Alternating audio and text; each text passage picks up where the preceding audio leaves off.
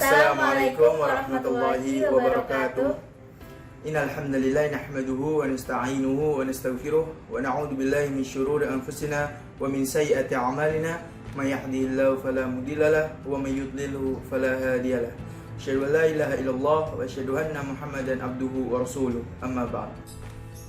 Yang terhormat yang sama-sama kami hormati, dosen mata kuliah Auditing Bank Syariah, Bapak Purnama Putra SAKT MSI, serta rekan-rekan sekalian.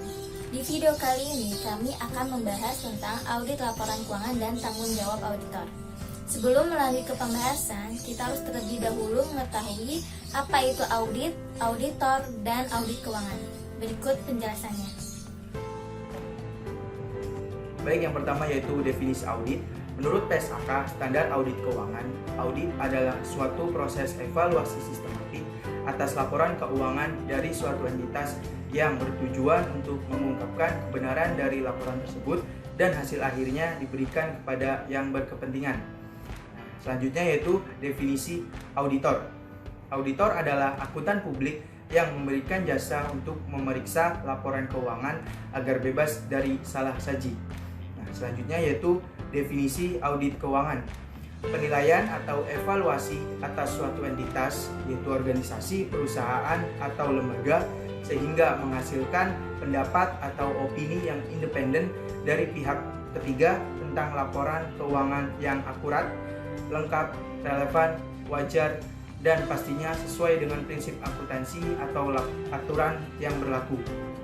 Selanjutnya yaitu tujuan audit keuangan adalah untuk mendapatkan keyakinan bahwa laporan keuangan yang disajikan oleh perusahaan, organisasi, dan lembaga disusun melalui prinsip dan standar akuntansi yang berlaku.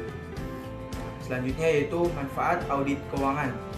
Manfaat audit keuangan dibuat program audit adalah dapat membantu dalam pelaksanaan pemeriksaan, pengumpulan bukti, dan autentikasi, sehingga membantu dan mendukung dalam pemberian pendapat laporan akuntan, atau dengan kata lain dapat membantu dalam perencanaan pekerjaan pemeriksaan, pengawasan, dan pengendalian pemeriksaan akuntan. Selain itu, program audit keuangan juga bermanfaat untuk membantu auditor dalam pemberian perintah kepada sistem mengenai pekerjaan yang harus dilaksanakan. Selanjutnya adalah prosedur atau tahapan audit keuangan. Dalam melakukan proses audit keuangan sebuah lembaga maupun perusahaan besar, pastinya ada prosedur yang harus dilakukan dan ditaati dengan benar. Dengan begitu, kegiatan audit bisa berjalan dengan lancar. Berikut ini prosedur dari auditor yang dilakukan, yaitu tahapan pertama ada merencanakan dan merancang pendekatan audit. Hal pertama yang harus dilakukan adalah merencanakan kegiatan audit laporan keuangan. Tentunya pada proses perencanaan, seorang auditor harus mengerti dan paham mengenai objek yang akan diperiksa. Dengan begitu, proses audit yang telah disusun sedemikian rupa bisa berjalan lancar dan juga efektif. Tahapan kedua ada melakukan uji pengendalian dan uji substantif. Tahapan selanjutnya dalam melakukan pemeriksaan laporan keuangan adalah melaksanakan uji pengendalian serta uji substantif. Atas transaksi auditor akan mengurangi lingkup pemeriksaan beberapa tempat ketika laporan keuangan kurang akurat dan tidak disertai dengan bukti audit. Dalam tahap ini, auditor harus melakukan uji terhadap efektivitas pengendalian akurasi informasi dalam laporan keuangan. Selain itu, auditor juga harus melakukan penilaian atas pencatatan berbagai transaksi oleh klien serta memverifikasi nilai moneter terhadap berbagai transaksi tersebut. Verifikasi inilah yang disebut dengan uji substantif atas transaksi. Tahapan ketiga ada menerapkan prosedur analitis dan uji rincian saldo. Dalam melakukan sebuah audit, maka akan terjadi perbandingan antara saldo akun dengan data yang disajikan. Hal inilah yang menjadi bahan untuk melakukan prosedur analitis. Auditor pun akan melakukan berbagai prosedur untuk menguji akun laporan keuangan perusahaan yang ditangani. Tahapan yang terakhir yaitu melengkapi proses audit dan menerbitkan laporan hasil audit.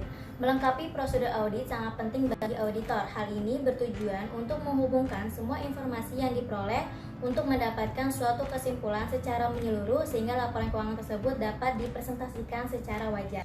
Unsur-unsur audit keuangan meliputi yang pertama ada segmen laporan keuangan, kedua ada pengendalian intern mengenai ketaatan terhadap peraturan perundang-undangan yang berlaku, ketiga pengendalian atau pengawasan intern atas penyusunan laporan keuangan dan atas pengamanan aktiva, yang keempat ada ketaatan terhadap peraturan perundang-undangan yang berlaku dan dugaan kecurangan.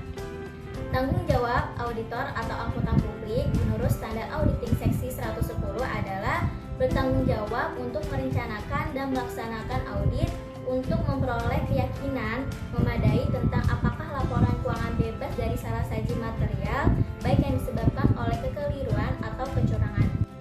Selanjutnya ialah jenis-jenis auditor keuangan. Jenis-jenis auditor keuangan ada 3. Yang pertama ada auditor pemerintah, di mana auditor pemerintah mempunyai tugas melakukan audit pada lembaga atau instansi-instansi milik pemerintah. Yang kedua ada auditor independen, berbeda dengan auditor pemerintah yang melakukan audit pada instansi pemerintah. Maka auditor independen justru melakukan fungsinya pada perusahaan terbuka, mulai dari perusahaan go public, perusahaan besar hingga perusahaan kecil, maupun organisasi tanpa laba. Fungsi dari pengauditan oleh auditor ini menjadi sebuah bentuk pertanggungjawaban dari lembaga pada stakeholder yang ada ataupun untuk menunjukkan akuntabilitasnya. Yang ketiga ada auditor intern. Apabila auditor pemerintah bekerja untuk instansi pemerintah dan auditor independen untuk perusahaan terbuka, maka auditor intern dikhususkan untuk membantu manajemen perusahaan tempat di mana bekerja. Hal ini tentunya menjadi keuntungan tersendiri bagi suatu perusahaan tersebut. Selanjutnya yaitu laporan bentuk baku. Laporan auditor bentuk baku memuat suatu pernyataan bahwa laporan keuangan menyajikan secara wajar dalam semua hal yang material, posisi keuangan suatu entitas, hasil usaha, dan arus kas sesuai dengan prinsip akuntansi yang berlaku umum di Indonesia.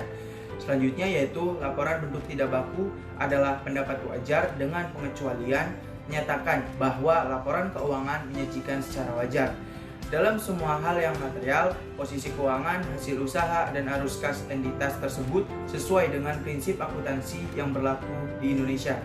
Kecuali untuk dampak hal-hal yang berhubungan dengan yang dikecualikan, kondisi tersebut mungkin memerlukan pendapat wajar dengan pengecualian.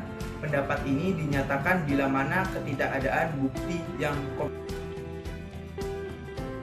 Contoh laporan keuangan bentuk baku terdiri dari judul laporan, yang kedua ada tanggal laporan, yang ketiga ada alamat laporan audit, yang keempat ada paragraf pengantar, yang kelima ada paragraf lingkup, yang keenam ada paragraf pendapat auditor, dan yang ketujuh ada nama kantor akuntan publik.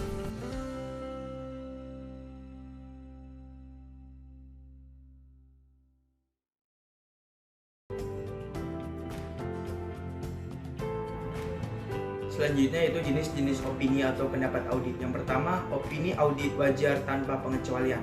Laporan keuangan akan mendapatkan opini wajar tanpa pengecualian jika memenuhi persyaratan sebagai berikut. Yang pertama yaitu laporan keuangan disajikan lengkap. Yang kedua, bukti audit yang dibutuhkan sesuai dan lengkap.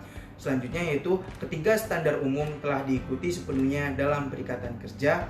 Yang keempat, laporan keuangan disajikan sesuai dengan prinsip akuntansi yang diberikan, yang diterapkan juga dengan secara konsisten pada laporan-laporan sebelumnya.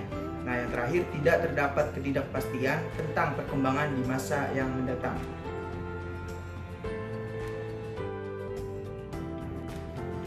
Yang kedua, ada opini audit wajar dengan pengecualian. Opini audit wajar dengan pengecualian diberikan oleh auditor apabila setelah melakukan pemeriksaan ditemukan beberapa kondisi berikut ini. Yang pertama, tidak mencukupinya bukti yang sifatnya kompeten atau karena pihak manajemen perusahaan membatasi ruang lingkup kewenangan audit secara sengaja. Kemudian ditemukan penyimpangan dari standar, yakni prinsip-prinsip akuntansi yang telah berlaku secara umum di dalam laporan yang disusun pihak manajemen. Laporan ini memiliki dampaknya cukup material terhadap tingkat kewajaran penyajian laporan keuangan yang disajikan.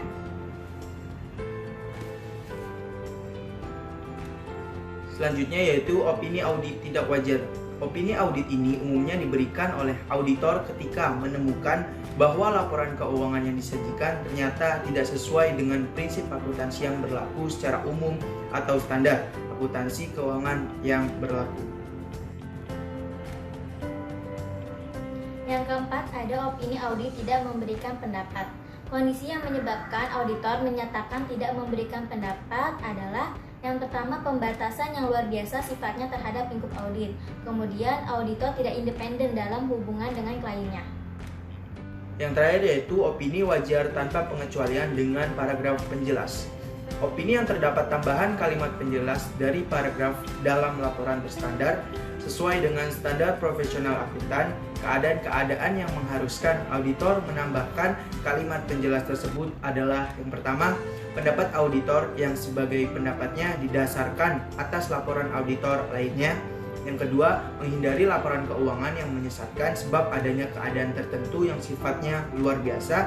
Yang ketiga, laporan keuangan ternyata memiliki format yang berbeda dari pedoman yang ada dalam prinsip akuntansi yang dikeluarkan oleh Ikatan Akuntan Indonesia.